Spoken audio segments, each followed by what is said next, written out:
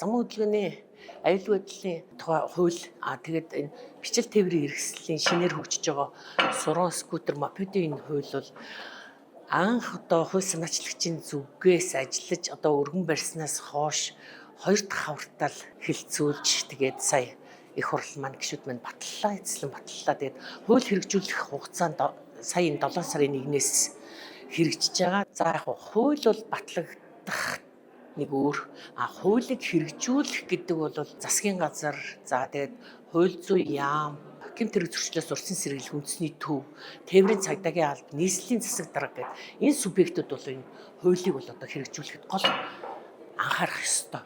Тэгэхээр нийгмийн хууль учраас хуулийг хэрэгжүүлэхээр бас тодорхой хугацааны одоо бэлтгэл ийм үе шат тэгээд нэг жоохон цаг хугацаа хэрэгтэй байна. Манайд ч одоо ингээд нэг дугуйн зам гэдэг юм яг утгаараа хөгжиж байгуулагдаагүй, дугуйн зам хүрэлцээгүй. Тэгээ энэ байдлаас болоод одоо яг л дугуйн замтай болохын асуудал бол маш том асуудал болоод байна. Өнөөдрийг хүртэл ер нь иргэд за тэгээ тээврийн хэрэгслийн жолооч төрийн бас байгууллагуудаас надад санал ирээд ин л да. За ер нь энэ хуулийн хэрэгжилт ер нь жоохон таарах эхэлчлээ. Ер нь цаашдаа одоо яаж энэ хэрэгжилтэн дээр анхаарах вэ гэдэг. Тэгээд би бас холбогдох одоо яамд тэгээд нийслэлийн засаг даргын тамгын газар нэртэй холбогдож бас асууж сургалж явлаа.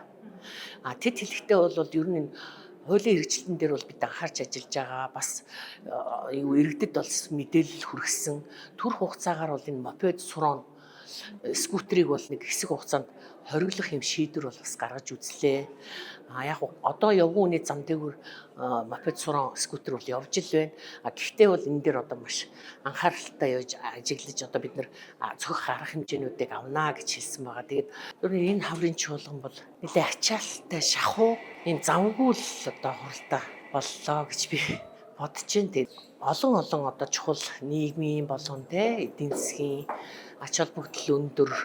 За тэгээд ер нь нийгэм тулгамдж байгаа олон асуудлуудыг шийдвэрлэх улс эх орны хувьд одоо бас эдийн засгийг одоо хүчрхэгжүүлж бас нэг эдийн засагт бас нөлөө үзүүлэхээс тийм хуулиудыг бол одоо санаачилж өргөн барьлаа. Маш олон хууль түүнийг дагаж орж ирсэн хуулийн төслүүдийг өргөн барьж бас олон ажлын хэсгүүд зэрэг ажиллаж ер нь л тэгэл байнгын орны хурал, чуулганы хуралдаа за тэгэл ажлын хэсгийн хуралдаа хилцүүлгүүд бас олон сонсголууд энэ төр явагдлаа. Тэгэхээр ер нь бол гишүүд их завгүй байлаа л гэж харж байна.